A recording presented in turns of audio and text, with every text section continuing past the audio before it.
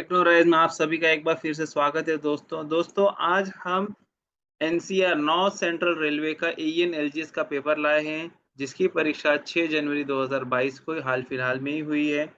Part 1 उसका हम ले आए हैं जिसके अंदर क्वेश्चन नंबर 1 से क्वेश्चन नंबर 25 है। दोस्तों हमेशा की तरह आज भी हम जो है paper analysis with cross references ही करने वाले हैं।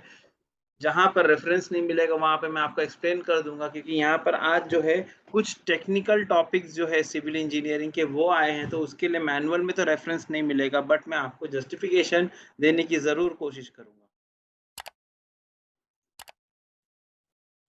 देखिए दोस्तों, सबसे पहला सवाल ही इसके अंदर जो है आप देखें, the reduce bearing at a place is measured as 25 degree 47 minutes north west, the whole circle bearing will be. आप सभी लोग जानते हैं कि ये जो टॉपिक है हमारा जो है सर्वेइंग से रिलेटेड है। तो सर्वेइंग से रिलेटेड ये टॉपिक है, तो मैंने यहाँ पे जो है इसको एक्सप्लेन करने की कोशिश की है। जिस तरीके से आप देखेंगे कि नॉर्थ वेस्ट डायरेक्शन में हमने एक लाइन ड्रॉ कर दी है 25 डिग्री 47 मिनट्स। ये रिड्यूस बेरिंग, हम सब जानते हैं कि रिड्यूस बेरिंग नियरेस्ट नॉर्थ या साउथ से मेजर की जाती है, whereas whole circle bearing north से क्लॉकवाइज डायरेक्शन में मेजर की जाती है। तो ये अगर north west 25 degree 47 minutes reduce bearing में, तो होल सर्कल बेरिंग के लिए हमें क्या करना पड़ेगा, whole 360 minus the given reduce bearing. तो अगर इसको हम कैलकुलेशन करेंगे तो आप देखेंगे कि आपको आएगा 334 डिग्री 13 मिनट्स। ये उसका आंसर हो गया। नेक्स्ट क्वेश्चन की तरफ हम बढ़ते हैं दोस्तों।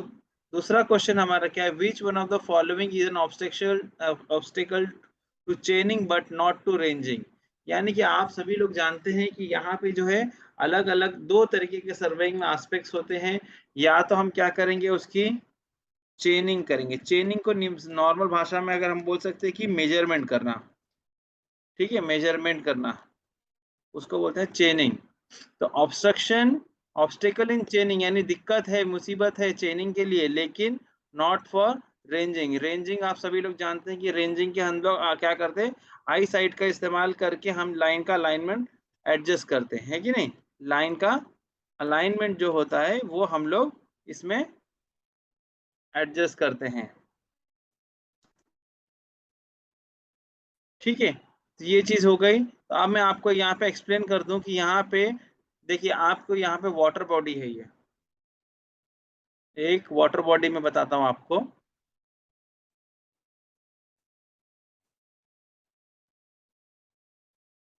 समझे, कोई नदी वगैरह है, कोई वाटर बॉडी है। अब यहाँ से हम काम करते हुए आ रहे थे, ये बीच में नदी पड़ गई। तो अब यहाँ पे क्या होगा कि इस हिस्से को जो है हम लोग रेंज कर सकते हैं, लेकिन यहाँ पे चेनिंग करने में हमें क्या आने वाली है, दिक्कत आने वाली है। तो रेंजिंग करने में हमको कोई दिक्कत नहीं है, चेनिंग में दिक्कत आने आती है। तो इसी को हम लोग यहाँ पे, हमारा जो आज का सवाल जो था बिल्कुल वही था। तो ये इसका आंसर रिवर है। हिलक यानी कि कोई पहाड़ी हिस्सा होगा, कोई समझो पहाड़ी हिस्सा है अगर, जैसे कि मैं आपको यहाँ पे डायग्राम बनाऊं, तो इसके अंदर क्या होता है कि यहाँ पे रेंजिंग करने के लिए हम लोग बीच में इंटरमीडिएट स्टाफ वगैरह रखते हैं। इसका मेजरमेंट करना आसान है। इसी तरह कोई अगर बिल्डिंग है तो उसका मेजरमेंट भी आसान है। तो correct answer would be river, जहाँ पे रेंजिंग करने में दिक्कत नहीं होगी। लेकिन अगर नदी की चौड़ाई बहुत ज्यादा है तो उस केस में क्या होता है कि हमको मेजरमेंट करने में आमतौर पे दिक्कत आती है। हम नेक्स्ट क्वेश्चन की तरफ बढ़ते हैं दोस्तों। देखिए यहाँ पे दोस्तों नेक्स्ट क्वेश्चन हमारा है प्लेन टेबल सर्वेइंग से रिलेटेड है कि प्लेन टेबल सर्वे में कौन सी मेथोडोलॉजी यूज की जाती है सर्वेइंग की। क्या वो ट्रायंगुलेशन है, कंटूरिंग, रेंजिंग या ट्रावर्सेस। तो इसमें से दोस्तों हम आप देखते हैं यहाँ पे मैंने आपकी सहूलियत के लिए यहाँ पे एक स्ट्रक्चर बनाया, बिल्डिंग जिस तरीके से आकार है और प्लेन टेबल की अलग अलग पोजिशन है। तो प्लेन टेबल को लेवलिंग वगैरह करके हम जो है आई साइटिंग से मेजरमेंट करते हैं। तो इसमें से इस मेथड को, क्योंकि हमने क्या किया, ये जो स्ट्रक्चर है इसको ट्रावर्स एक बना दिया, हमने एक टेम्पररी ट्रावर्स बना दिया। और उस ट्रावर्स के आधार पे जो है हम लोग उसका जो है जितना भी नेचुरल फीचर है, ज्योमेट्रिकल फीचर है, हम लेने की कोशिश करते हैं। तो दोस्तों इसका आंसर समय ज्यादा वेस्ट ना करते हुए ऑप्शन 3D इसका आंसर है। नेक्स्ट क्वेश्चन की तरफ बढ़ेंगे हम लोग।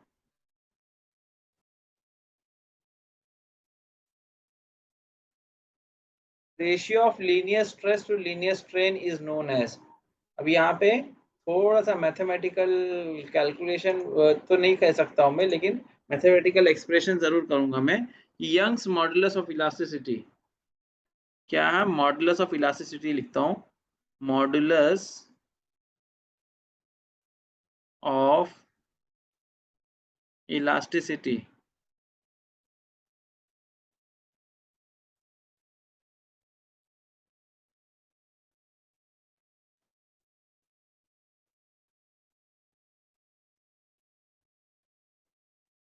ये मॉडुलस ऑफ इलास्टिसिटी क्या होती है? इसको हम लोग बोलते हैं linear stress to linear strain. Linear stress to linear strain. तो इस हिसाब से अगर आप देखेंगे तो ये ratio of linear stress to linear strain, यहाँ पे क्वेश्चन में यही पूछा है, तो इसका ऑप्शन क्या होगा? सही ऑप्शन होगा modulus of elasticity. Modulus of elasticity. Next question की तरफ हम बढ़ते हैं। हाँ देखिए, ये क्वेश्चन को थोड़ा सा बहुत ही मजेदार क्वेश्चन है, इसको भी थोड़ा गौर से देखेंगे तो समझेंगे, कोई ज्यादा बहुत मुश्किल नहीं है। इसको पहले मैं रीड कर देता हूँ।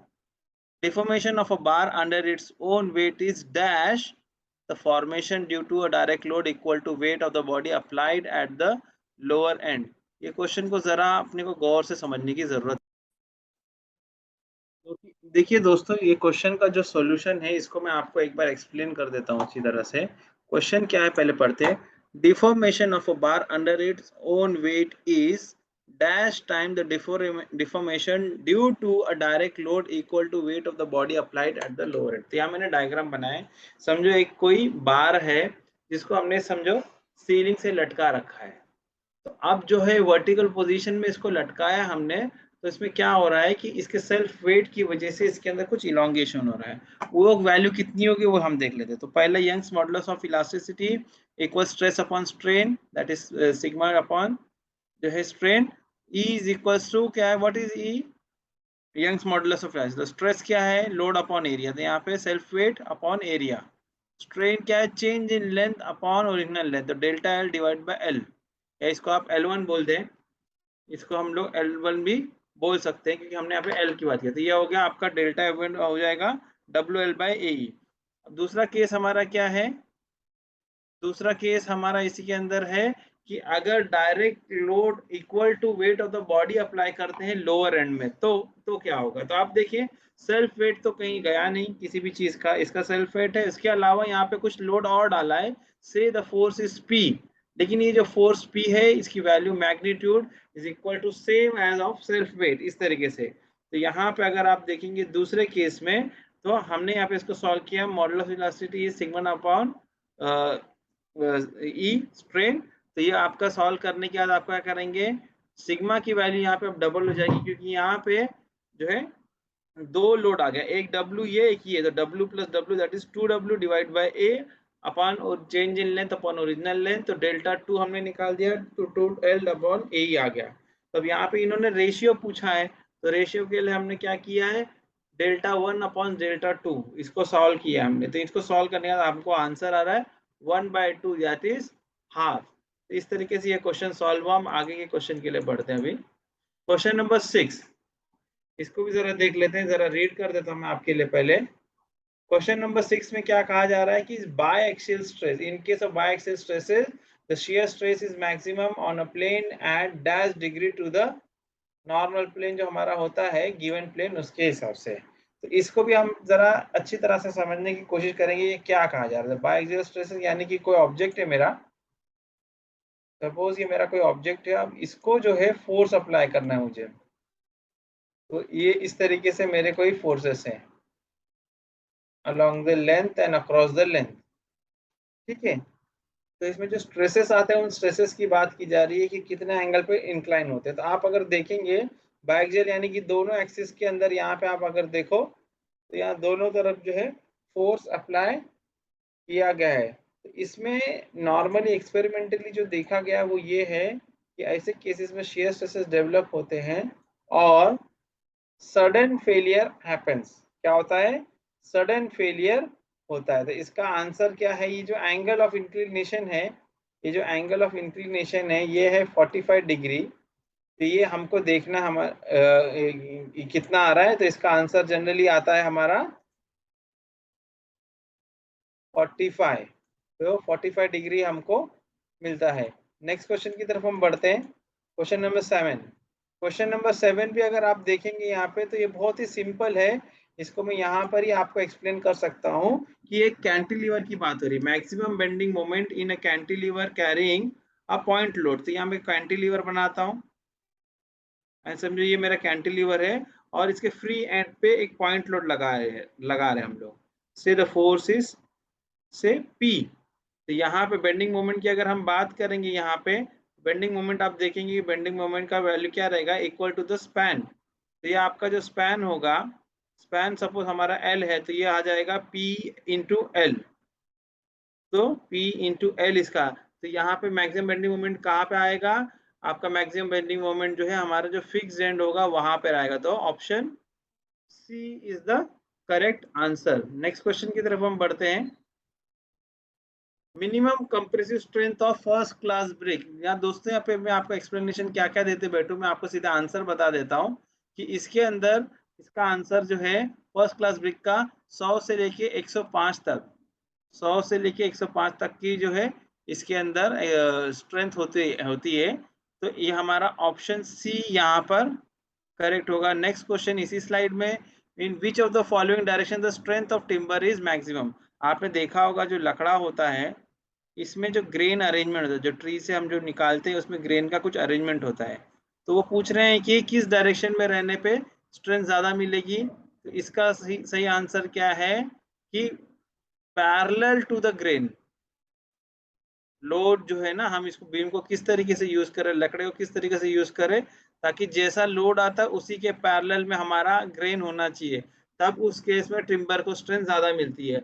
आप जस्ट इमेजिन करें कि अगर सपोज ये मेरा टिम्बर है और ग्रेन अरेंजमेंट इस तरीके से है और यहाँ पे मैं सपोर्ट करता हूँ, तो ये जो ग्रेन की जो फाइबर्स है सडनली ये इनमें से कहीं ना कहीं दरार पड़ के ये टूट सकता है। ठीक है। Next question, question number 10। Distemper again यहाँ पे जनरल क्वेश्चन है हमारा। ठीक है। तो अगर इसकी बात अगर हम कहें तो डिस्टेम्पर क्या है, is a coat use to coat. Distemper is used to coat external concrete surface. Internal surface is not exposed to weather. Wood work और compound works। तो आमतौर पे ये आंसर सही है कि internal surface is not exposed to weather। ये distemper का आंसर है।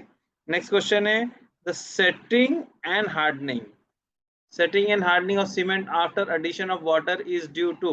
जो हमारा सीमेंट होता है जब तक हम उसके अंदर पानी नहीं डालते तो उसकी प्रॉपर्टी बिल्कुल अलग होती है, बट पानी ऐड करने के बाद में प्रॉपर्टी चेंज हो जाती है। तो उसको कहा जा रहा है setting and hardening of cement after addition of water is. अब किस वजह से होता है, is it due to binding action of water, evaporation, hydration and hydrolysis, या फिर additional hardening compound added in cement. तो इसके अंदर आप देखेंगे ये आंसर सही है, hydration and hydrolysis of some constituents. C3H C3A ये आप सब जानते होंगे ना, ये नाम आपने सुना होगा। तो हाइड्रेशन, जैसे ही पानी डाला जाता है सीमेंट के अंदर तो उसके अंदर केमिकल रिएक्शन स्टार्ट होता है, और जो है उसके साथ में ही जो कंपाउंड जो केमिकल्स कॉम्प्लेक्स होते हैं वो सिंप्लीफाई होते हैं और एक नया प्रोडक्ट हमारा जो है तैयार हो जाता है कंक्रीट की शक्ल में। Next question. हम्म ये सॉइल मैकेनिक्स से रिलेटेड क्वेश्चन है, इसका भी मैं आपको आंसर बता देता हूँ। Maximum value of contact pressure to which the soil can be subjected safely without risk of shear failure. उसको क्या बोलते हैं हम लोग, कि भाई कितना सॉइल पे प्रेशर दिया जाए ताकि वो शियर फेलियर ना हो। तो इसका आंसर है मैक्सिमम सेफ बियरिंग कैपेसिटी। इसका आंसर है maximum safe bearing capacity. Next is question number 13। Strength of a soil is usually decided by. Try soil की स्ट्रेस कहाँ से चेक किया जाता है, तो डायरेक्ट टेंसाइल स्ट्रेस, ट्राइएक्सियल स्ट्रेस होता है ना, उसके उससे जो है हम लोग sorry ultimate shear stress, sorry, ultimate shear stress. Strength of a soil is usually decided by ultimate shear stress, soil की जो कैपेसिटी है, शेयरिंग कैपेसिटी हम देखते हैं यहाँ पे, टेंसाइल या कंप्रेसिव स्ट्रेंथ नहीं देखते हैं, tensile stress, ultimate shear stress कितना है वो हम लोग कैलकुलेट करके हम पता करते हैं।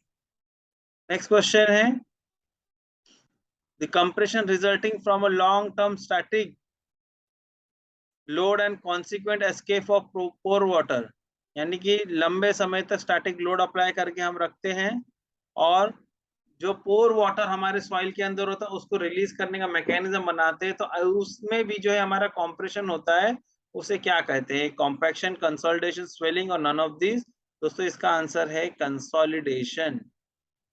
एक जो है particular amount of load continuous period के लिए आप लोड करके उसको रखते हो, तो क्या होता है, सॉइल के जो इंटरस्टाइसिस के अंदर जो हार्ड वाटर, जो हेल्ड वाटर होता है, जो रिलीज नहीं हो पाता है नेचुरली, कैपिलरी एक्शन की वजह से जो पानी होता है, वो जो है धीरे धीरे because of long term static load it starts getting released. तो ये उसका आंसर है कंसोलिडेशन, इस प्रक्रिया को हम कंसोलिडेशन बोलते हैं। Next, which of the following roller is used to compact coarse grain soil, coarse grain soil को किस तरीके से टाइम किया जाता है, इसका आंसर है it has to be a vibratory roller. इसको क्या बोलेंगे हम लोग, वाइब्रेटरी रोलर, इसका आंसर है। वाइब्रेटरी रोलर की सहायता से हम लोग जो है कोर्स ग्रेन सॉइल, जो यानी कि जैसे सैंडी सॉइल जिसको हम लोग बोलते हैं ना, वो हम करेंगे। Next question, question number 16 and 17। यहाँ पे भी आप देखिए तो रेडियस ऑफ कर्वेचर की यहाँ पे बात हो रही है। दोस्तों यहाँ पे रेडियस ऑफ कर्वेचर की बात हो रही है, तो मैं आपको रिलेशन बता देता हूँ। Degree of curve, 1 degree of curve is nothing but 1750 divide by R. तो यहाँ पर भी सवाल यही है, D for degree of curve is, if radius is R तो व्हाट इज डी, तो इसका फॉर्मूला है option D 1750 divide by R. Next question, which is a part of terms of references provided to project investigation। कोई project का investigation है तो क्या क्या टर्म्स ऑफ रेफरेंस प्रोवाइड किया जाता है। ट्रैक के बारे में अगर बात की जाएगी तो ट्रैक स्ट्रक्चर के बारे में पूरा जो है टर्म्स ऑफ रेफरेंसेस रहेंगे। इसी तरह इलेक्ट्रीफाइड सेक्शन तो टाइप ऑफ ट्रैक्शन उसके बारे में। इसी तरह अगर इंटरलॉक गेट है तो स्टैंडर्ड ऑफ इंटरलॉकिंग। तो ये सारे के सारे सही है दोस्तों, तो option D all of the above is the correct answer in this case। Next question, अब हम यहाँ पे आ गए हैं, IRPWM में आ गए। अब देखिए हमारा टेक्निकल सब्जेक्ट अभी शुरू हो गया है यहाँ पे ट्रैक से रिलेटेड का। The shape of transition curve, the shape of transition curve यानी कि जो transition curve railway line alignment के लिए बिछाते हैं वो कौन सा शेप होता है। तो दोस्तों इसका आंसर यहाँ पे आपको IRPWM पैरा 405/6A में देखने को मिलेगा। क्या है, link transition curve is laid out as a cubic parabola. क्या कह रहे हैं इसको, क्यूबिक पैराबोला तरह से बिछाया जाता है। तो ऑप्शन बी आप यहाँ पे देखो, this is the correct answer. Next question की तरफ हम बढ़ेंगे अभी, क्वेश्चन नंबर 19। अगेन यहाँ पे आप देख रहे हैं थोड़ा सा करेक्शन आपको दिख रहा है, करेक्शन स्लिप, मैं आपको थोड़ा सा एक्सप्लेन करता हुआ चलूं बस।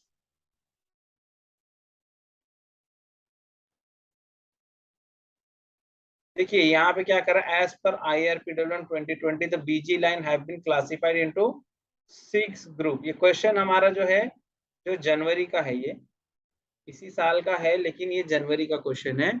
इसमें लिखा है कि 6 ग्रुप में A to E है, ठीक है। तो इसके हिसाब से ग्रुप बी रूट की क्या स्पीड होगी, तो speed up to 160, speed above 160, 130 and 110।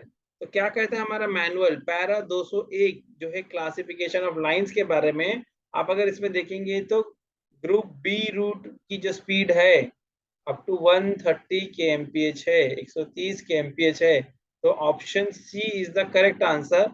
लेकिन यहाँ पे मैं आपको ये भी बताते चलो, जिस तरीके से पहले 6 ग्रुप थे A to E, अब रेलवे बोर्ड ने इसको सिंप्लीफाई कर दिया है। Group A speed up to 160 kmph, group B speed up to 130 kmph, group C suburban section of Mumbai, Delhi, Chennai and Kolkata, group D speeds up to 110 kmph।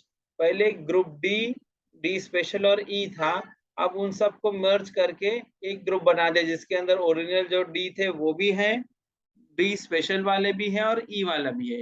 ये सब मिला के अब क्राइटेरिया एक ही हो गया। पहले क्या होता था, स्पीड अप टू 110 kmph, उसके अलावा जीएमटी की भी कोई क्राइटेरिया हुआ करती थी, लेकिन अब वो सारी चीजें निकाल के 4 ही रूट हो गए। लेकिन खैर आंसर हमारा यहाँ पे फर्क नहीं पड़ रहा है, स्पीड अप टू 130 kmph ही रहेगी। नेक्स्ट क्वेश्चन लेते हैं हम, क्वेश्चन नंबर 20। यहाँ पे देखिए कि as per IRPW 2020 what is the height of 52 kg rail, 52 kg rail की हाइट क्या होगी। डायग्राम अगर नहीं क्लियर दिख रहा है, यहाँ पे वैसे है 156 लिखा है रेल हेड से लेके बॉटम फ्लांज तक, लेकिन यहाँ पे मैं नीचे आपको टेबुलर फॉर्म भी मैंने दिया जिसके अंदर rail section, cross section, weight per metre. तो 52 kg के लिए उसका वेट 51.81 टू बी प्रिसाइज होता है, और उसका बी जो है, बी वैल्यू आप अगर देखेंगे तो वो आपको, सॉरी ए वैल्यू, तो आपको 156। ए वाली ये क्या है, रेल के टॉप से लेके, रेल के टॉप से लेकर के बॉटम तक का डिस्टेंस है। तो इसका आंसर जो होगा दोस्तों 156 mm होगा। नेक्स्ट क्वेश्चन की तरफ, अगेन IRPWM से रिलेटेड ही है। एज पर IRPWM 2020 the recommended rail section for track renewal work, sorry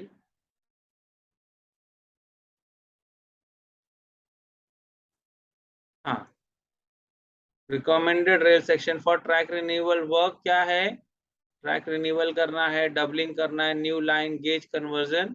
तो उसके लिए क्या है, 4 ऑप्शन आपको दिया है। मैं डायरेक्ट पैरा नंबर 205 पे जाता हूँ। Recommended rail section for track renewal, doubling, new line and gauge conversion 60 kg पर मीटर विथ मिनिमम 90 UTS, यानी कि 90 UTS या उससे ऊपर की रेल 60 kg की होनी चाहिए। ये हमारा क्वेश्चन का सॉल्यूशन होगा। नेक्स्ट क्वेश्चन हमारा है para 22, sorry question number 22। As पर IRPWM 2020 minimum sleeper density for loop line and siding speed up to 50 kmph shall be. Option दिया है, आप यहाँ पे देख सकते हैं। ऑप्शन यहाँ पर 1560, 1450, 1660, 1540। हमारे मैनुअल का रेफरेंस देख लेते हैं अभी। मैनुअल का रेफरेंस है पैरा नंबर 209 के पॉइंट 2 का ए, जो डिफाइन करता है स्लीपर डेंसिटी को। इसी के minimum sleeper density for all track renewal work, CTR and through sleeper, doubling, gauge conversion, इन सब के लिए तो 1660 नंबर पर kilometre. And for loop lines and siding permissible speed up to 50 kmph, it shall be 1540 numbers per kilometer। यहाँ पर भी यही सवाल है, minimum sleeper density for loop line and siding permissible speed up to 50 kmph shall be 1540 numbers, 1540 number होना चाहिए। Next question, question number 23। Fish plate is in contact with rail at, इसमें देखिए थोड़ा कंफ्यूजन की चीज है, लेकिन ज्यादा इसको गौर से पढ़ेंगे तो समझ में आ जाती है चीज कि यहाँ पे क्या कर रहा है। Fish plate is in contact with rail at, rail के कांटेक्ट में फिश प्लेट कहाँ रहती है, whether is it web, fishing plane, head और फुट। फुट का तो सवाल नहीं उठता, ना हेड का सवाल उठता है, तो ये दोनों हमारे जो है रूल आउट हो गए। वेब में लगती है फिश प्लेट, जरूर है, ये बात बिल्कुल सही है, लेकिन आप अगर गौर से देखेंगे फिश प्लेट को, तो हेड का अंडर साइड और जो फुट होता है इसका टॉप, उसके हिसाब से उसको प्रोफाइलिंग किया जाता है। तो ये एक्चुअल हमारा आंसर यहाँ पे होगा, it should be fishing plane. Fish plate is in contact with rail at fishing plane, ये इसका सही जवाब है। नेक्स्ट क्वेश्चन हमारा हो गया, diameter of fish plate bolt hole 52 kg rail में कितना रहता है, ये पूछ रहा है। तो ये इसको अगर आप देखेंगे तो इसका आंसर कितना है, 25 mm। Answer to this question is 25 mm. Next question की तरफ हम बढ़ते हैं, जो आज का हमारा लास्ट का क्वेश्चन है दोस्तों। As per IRPWM 2020, ballast slope for LWR single line track shall be। Question समझ लीजिए कि LWR ट्रैक अगर हमारा है सिंगल लाइन का broad gauge, as per latest manual IRPWM 2020, तो क्या स्लोप रहेगा बलास्ट का। तो डायग्राम मैंने आपके सामने रखा है, यहाँ पे 1.5 हॉरिजॉन्टल टू 1 वर्टिकल मेंशन किया है, तो इसका आंसर है 1.5 हॉरिजॉन्टल टू 1 वर्टिकल। तो इस तरीके से दोस्तों आज का हमारा जो है paper analysis question number 1 to 25 complete हो गया। आगे भी वीडियोस आती रहेगी दोस्तों, आप ये चैनल को ज्यादा से ज्यादा अपने फ्रेंड्स में सर्कुलेट करते रहे, सो दैट उनको भी फायदा हो और जो है मुझे भी मोटिवेशन मिले। Thank you.